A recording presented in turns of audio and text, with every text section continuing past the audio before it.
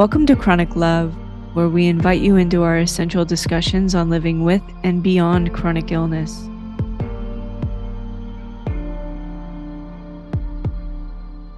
This community, this Chronic Love community, has fallen deeply in love with you since they met you during the first discussion. Our viewers sent you an outpouring of love, of appreciation, resonance as they live their lives and navigate their challenges alongside you. Perhaps we can start with the most commonly asked question. Am I still alive? Yes. I Yes, I am. was gonna say, how are you doing, my friend, with respect to your health? I'm doing good. I'm doing really, really well, honestly.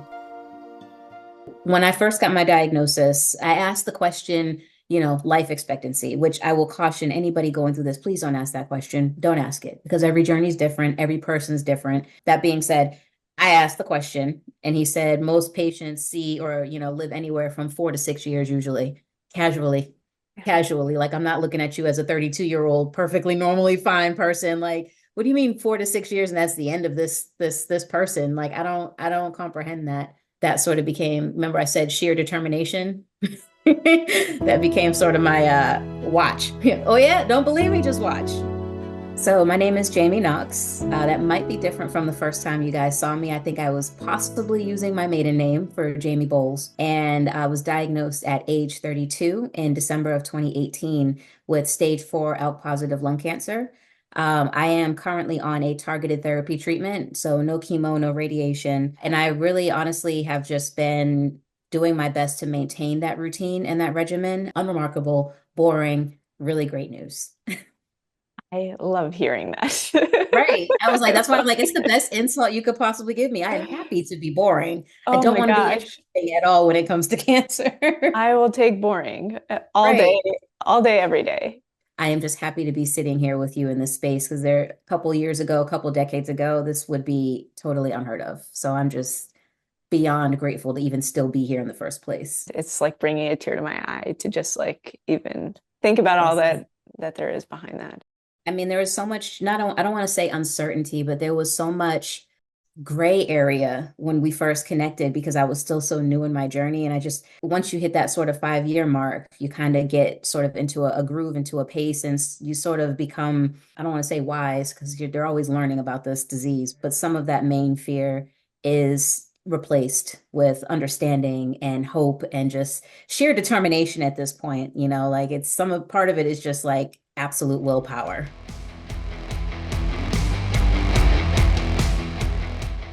The scans have been good. I will say there was a little bit of a snafu. I got a PET scan and a Guardant 360 blood test.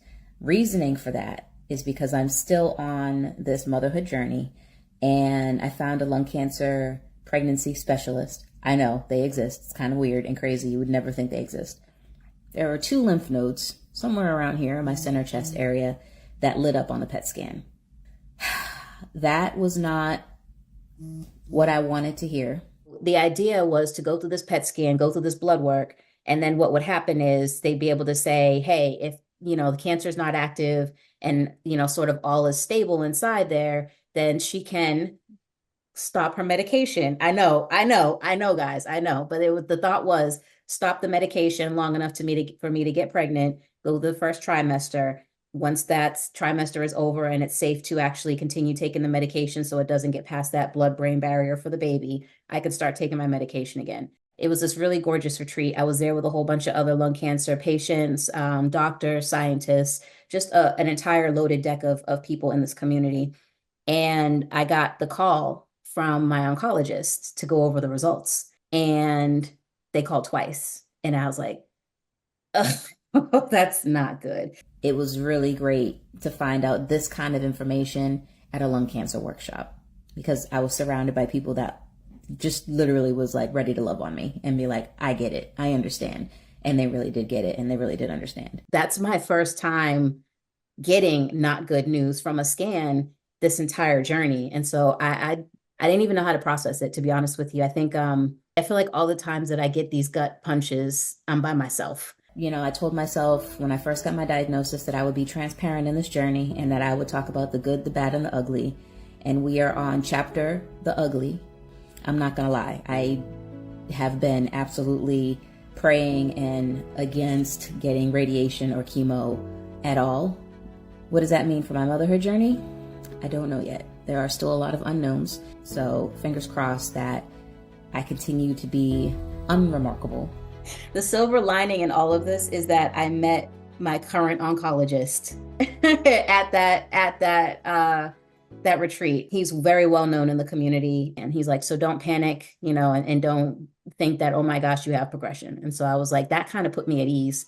I've moved to Maryland since our last conversation. I'm no longer in Savannah, Georgia, which is how I am now working under or treating underneath Vincent Lamb, because he's at Johns Hopkins, which is where I'm treating now. For me, I was very, very scared to move. Husband is Army, as you all know, and he's now at Fort Belvoir up here in Alexandria. And so for me, the terror came in because I'm like, I don't want to change my healthcare team. I like the team I have. The team I have likes me. I was scared to transfer my care, but knowing and being as though now I can treat under Dr. Lamb, it made that transition so much smoother. And so it took a load off my back. If I'm going to treat with anybody new, at least it's an ALK specialist. Jaymie, if you could imagine paying a visit to your recently diagnosed self and letting her know anything she really needed to know, what would you convey? You're going to be okay. Things are going to be okay. That's the first thing I would say, because when I first got my diagnosis, I didn't think that. I didn't know that. You get stuck in that thought process of like, oh man, this is it. I'm done. Curtains, it's over. I would tell myself, you're going to be okay. Like I told you, the first time I talked to you, that was a couple years ago. There's now 2 more medications for ALK positive lung cancer patients. And that's just ALK. There's developments for all the different branches. So get biomarker testing, ask if you're a candidate for it. And if you are, get it done, because it could drastically change your treatment. Find that out and use it if you get the opportunity to, because it's a game changer. You're so special, just like not only in this world, in the lung cancer community, in the chronic love community. You're special to me. I think the world of you. Yeah. My next threshold is hitting age 40. And when I hit age 40, ooh, child, what a celebration to be had, because my original doctor told me I wouldn't live to see 40, So for me, that threshold is going to be a hell of a party. Visit chroniclove.org to see more of our conversation as we catch up after several years of stage 4 lung cancer and where we are today. If you're watching and resonating with any of this, we just want you to know that you're not in this alone. Until next time, sending love. Until next time, sending love.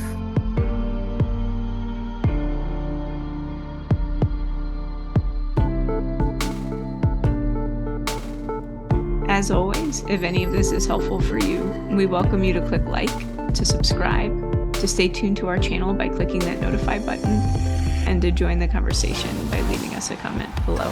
We warmly welcome you to the Chronic Love community.